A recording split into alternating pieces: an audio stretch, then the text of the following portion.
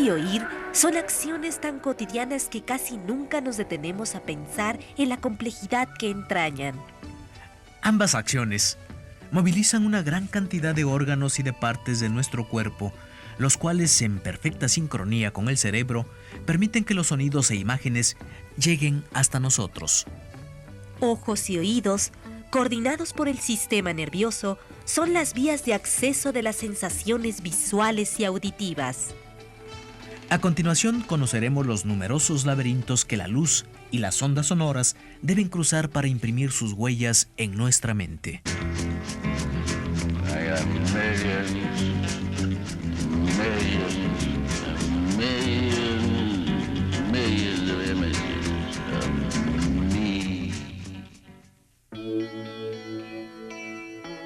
La vista es posible gracias a la interacción de las numerosas partes que conforman el ojo.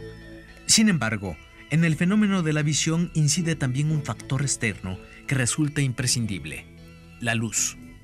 Para poder ver un objeto, es necesario que esté iluminado.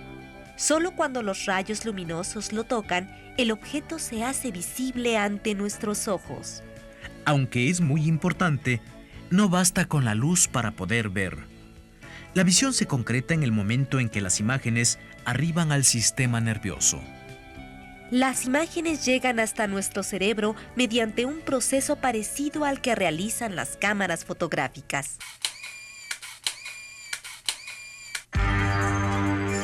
A través de los ojos, tomamos, por decirlo de alguna manera, numerosas fotografías del mundo. Estas imágenes se fijan en la retina, que juega el papel de ser el rollo de película.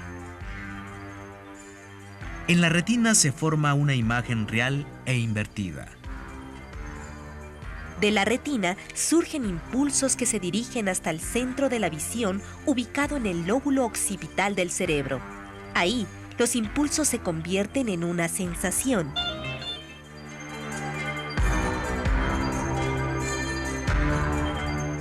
Los glóbulos oculares se encuentran localizados en las cavidades óseas, denominadas órbitas, las cuales protegen a los ojos.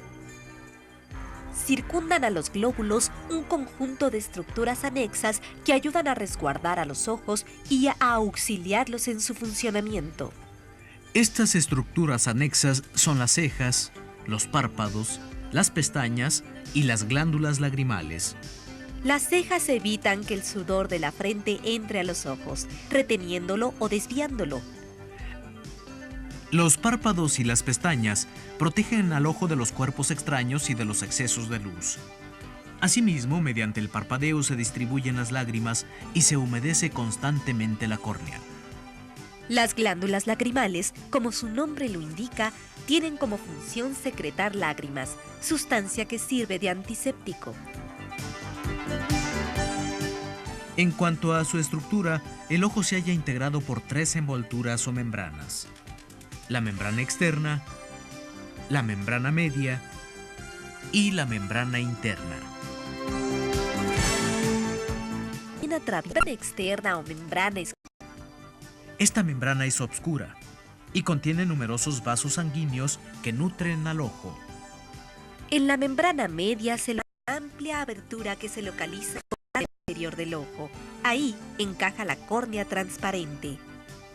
Dentro de la membrana externa se insertan los 6 músculos que determinan los movimientos del ojo.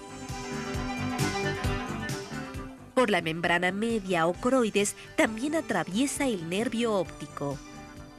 Esta membrana es obscura y contiene numerosos vasos sanguíneos que nutren al ojo. En la membrana media se localiza el iris, un disco pigmentado que da color al ojo. El iris tiene en medio un orificio llamado pupila. Debido a la naturaleza muscular del iris, la pupila se dilata o se contrae, regulando así el paso de la luz. En la membrana interna o retina se localizan los receptores sensibles a la luz. Aquí es donde se origina el nervio óptico, que no es sino la unión de las fibras de las neuronas. En la retina se forman las imágenes. Esto es posible gracias a las neuronas especializadas denominadas conos y bastones.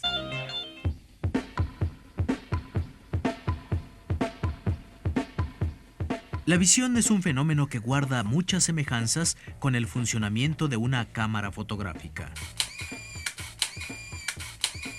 En el proceso de la visión, el papel de la lente lo desempeña un tejido llamado cristalino, que se localiza detrás del iris. El tejido cristalino enfoca los objetos. La pupila funciona como el diafragma de una cámara fotográfica, es decir, regula el paso de la luz al interior del ojo. La retina actúa como el rollo de película en la cual se fijan las imágenes. La membrana media y la membrana externa conforman la cámara oscura. Cuando los rayos procedentes de los objetos luminosos o iluminados entran al ojo, forman en la retina una imagen real e invertida. Los impulsos que se originan en la retina son conducidos por el nervio óptico hasta el centro de la visión, situado en el lóbulo occipital del cerebro. Ahí, finalmente, la imagen se convierte en una sensación.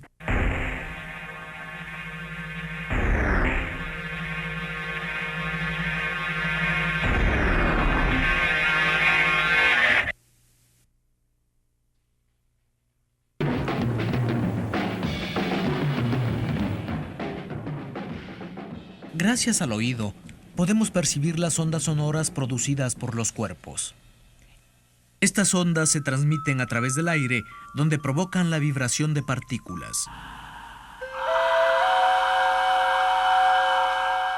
Sin el aire sería imposible percibir los sonidos, ya que es el medio por el cual viajan las ondas sonoras. Para poder captar un sonido, es necesario que cruce las tres regiones del oído: el oído externo, el oído medio y el oído interno.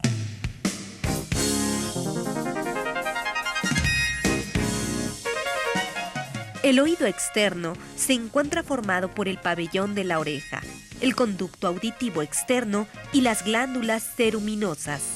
El pabellón de la oreja y el conducto auditivo externo captan los sonidos y los canalizan hacia el tímpano. Las elevaciones y depresiones de la oreja permiten recoger las ondas sonoras. Desde ahí, las ondas se dirigen hacia el conducto auditivo externo para después arribar al tímpano, una membrana que separa el oído externo del oído medio. En el oído externo se localizan las glándulas ceruminosas. Estas glándulas producen el cerumen, sustancia encargada de impedir el paso de cuerpos extraños que pudieran dañar al tímpano. En el oído medio se encuentran tres diminutos huesos: el martillo, el yunque y el estribo. Estos huesos se relacionan entre sí por medio de pequeños músculos y ligamentos. El oído medio se comunica con el oído interno a través de dos orificios: la ventana oval y la ventana redonda. Ambos orificios se encuentran cerrados por una membrana. Además, el oído medio se conecta con la faringe por medio del conducto denominado trompa de Eustaquio. La función de la trompa de Eustaquio es igualar la presión que el aire ejerce sobre las dos caras de la membrana del tímpano. Al hacer que la presión sea homogénea, el tímpano puede vibrar de forma adecuada cuando recibe la influencia de las ondas sonoras. A diferencia del oído externo y del oído medio, el oído interno se caracteriza porque contiene diversos fluidos. El oído interno consta del caracol, el vestíbulo, los conductos semicirculares y el nervio auditivo.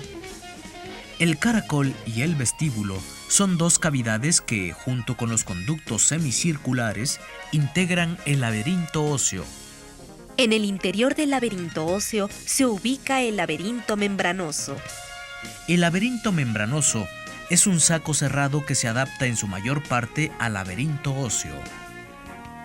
Dentro del caracol se encuentra el órgano de Corti, constituido esencialmente por células receptoras de las ondas sonoras, cuyos axones dan origen a la rama coclear del nervio auditivo. A través del oído interno, las ondas sonoras entran en contacto con el cerebro.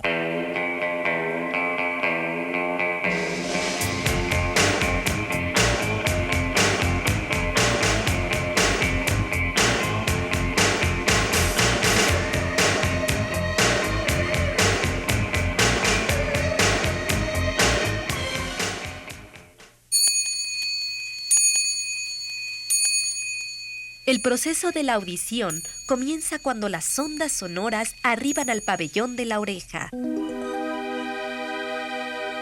De ahí viajan por el conducto auditivo externo y se dirigen hacia la membrana del tímpano, donde producen una vibración.